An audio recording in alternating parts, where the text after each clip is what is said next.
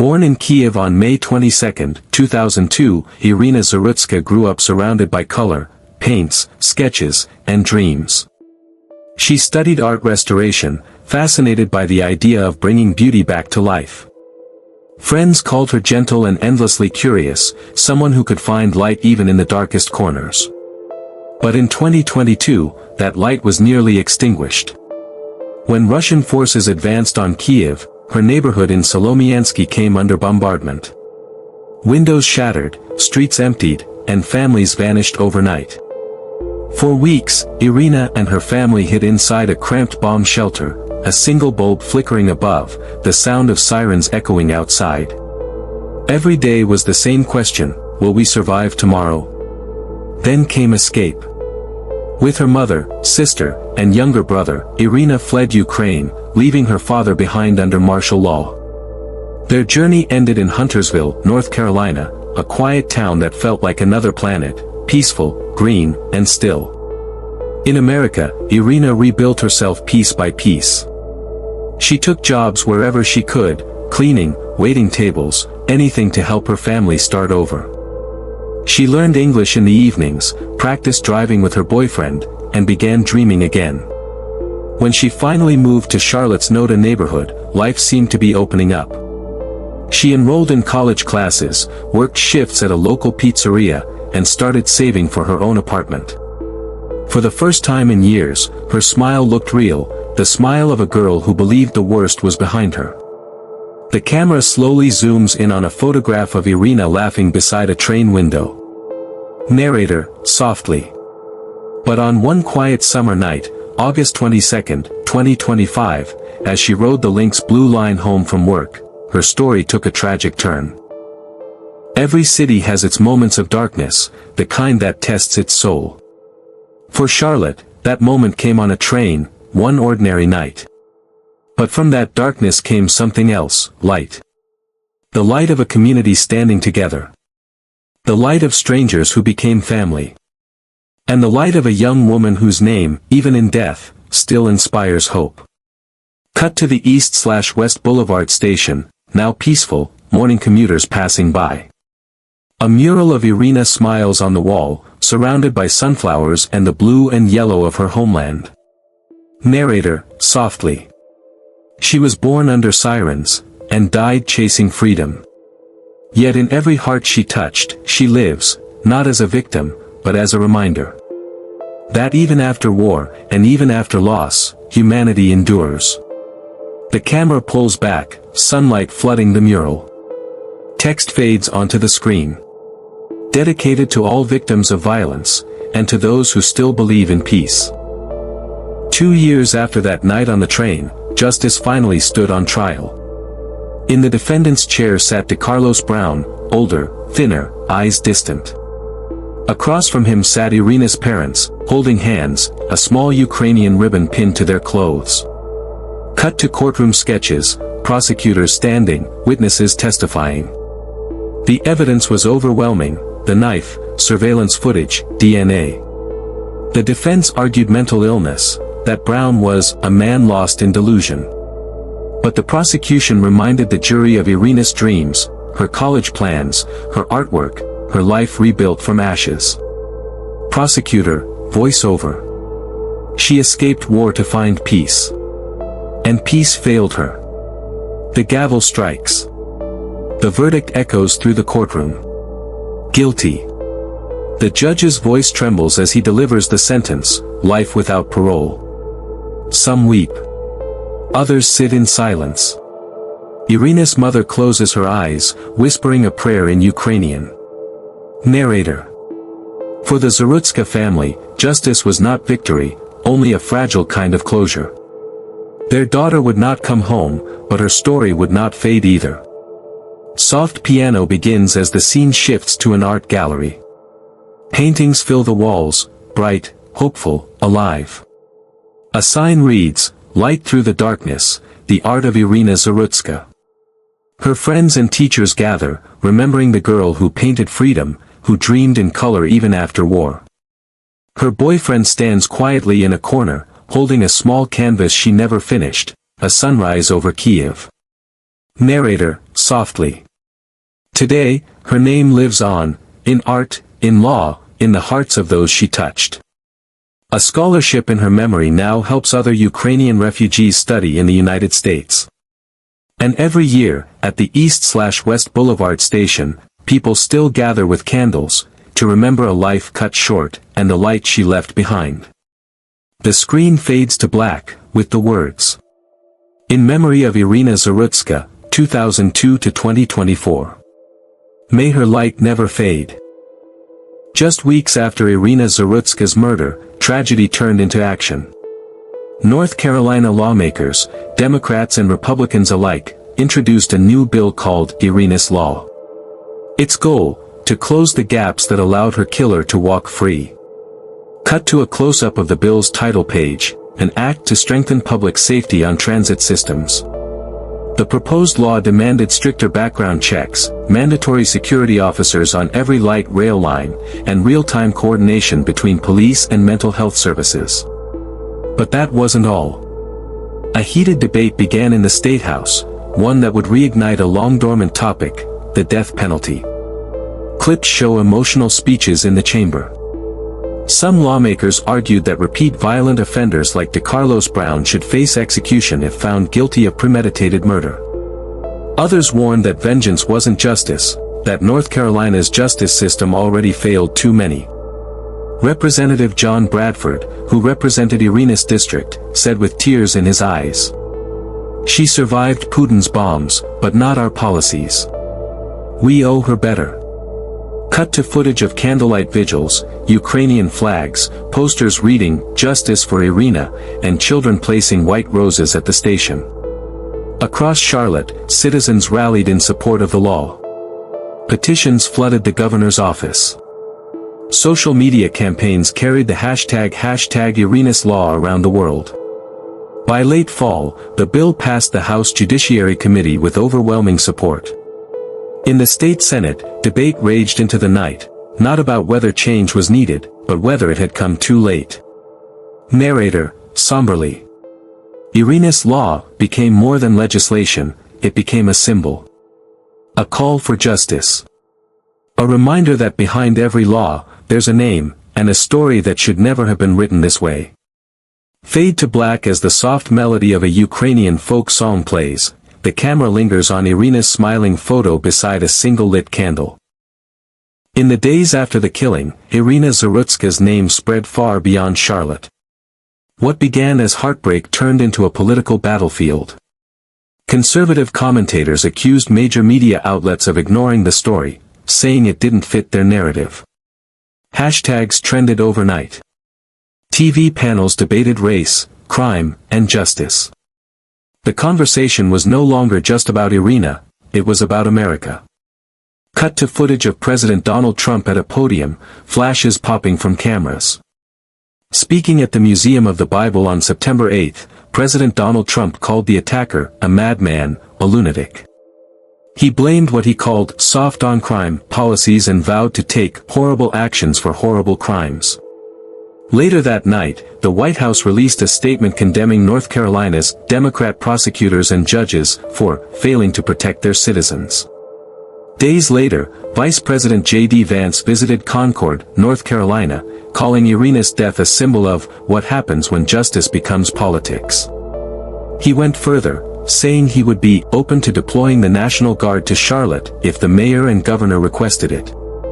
Quick cuts of protests, reporters, and social media debates filling the frame. Across the country, arguments flared, over race, law enforcement, and mental health. Was this tragedy the fault of a broken system, or the symptom of a deeper divide? In Charlotte, officials faced intense pressure. The U.S. House Judiciary Committee even held a field hearing in the city, demanding reforms to protect public transit passengers. Fade to footage from Kiev, Ukrainian flags waving in candlelight. Meanwhile, the story reached Ukraine. The Ministry of Foreign Affairs released a statement, "We are in constant contact with investigators." And at the United Nations General Assembly, President Volodymyr Zelensky himself paid tribute to Iryna, a young woman who fled war only to meet violence in peace. Narrator, quietly. From Kiev to Washington, her name was everywhere. But beneath the noise of politics and outrage, her family was still mourning a daughter, a sister, a friend. The music fades to silence, replaced by the soft sound of wind over the train tracks. By sunrise, word of Iryna Zarutska's killing had spread across Charlotte, then across the nation. What began as a local tragedy quickly became a symbol of something larger, a system that failed to protect both the vulnerable and the innocent. Commuters stood in silence at the East/West Boulevard station, where her life ended. People left notes, flowers, even small Ukrainian flags. Some cried, others just stared at the tracks, wondering how this could happen in a city they called safe. Clips of TV reporters and headlines filled the screen. Local news stations broke the story. Refugee stabbed on Charlotte train. Suspect had 14 prior arrests. Soon, it wasn't just Charlotte talking, it was America. City leaders scrambled to respond. Mayor Vi Lyles called the attack senseless and tragic, urging respect for Iryna's family. City council members demanded emergency meetings about transit safety. Edwin Peacock III, a council member, said it bluntly. Public trust is fragile. We cannot afford another failure like this. Behind closed doors, the Charlotte Area Transit System, CATS, faced tough questions. Why no security in the car? Why no ticket checks? Why was Brown even on the train? CATS confirmed the operator had followed protocol, holding the train until police arrived. But for many, that wasn't enough. Cut to footage of citizens standing at a town hall meeting, voices raised. Frustration boiled over. Some blamed underfunded transit policing. Others pointed to mental health care cuts. In homes, in churches, in coffee shops, the conversation was the same. How did this happen? Narrator, somberly. Charlotte was grieving, but it was also searching, for answers, for accountability, for meaning. And as the pain spread, it would soon ignite a political firestorm far beyond North Carolina. Camera fades on the flickering candles by the train tracks, a Ukrainian flag fluttering in the wind. Moments after the stabbing, DeCarlos Brown stepped off the train, calm, silent, almost detached. Passengers screamed for help behind him, their voices echoing through the station. Within seconds, police arrived and tackled him to the ground. His right hand was bleeding, a cut from his own knife. On the platform floor, officers recovered the weapon. Inside the train car, medics worked desperately over Iryna, but her pulse was gone. The girl who had fled bombs in Kiev had found violence in the place she thought was safe. Fade to black and white mugshot footage. Brown was booked into the Mecklenburg County Jail and charged with first-degree murder. The judge ordered a 60-day psychological evaluation, citing his history of mental illness. His mother, devastated yet unsurprised, told reporters that she had begged for help months earlier, but no one had listened. Soon, the case grew beyond the city.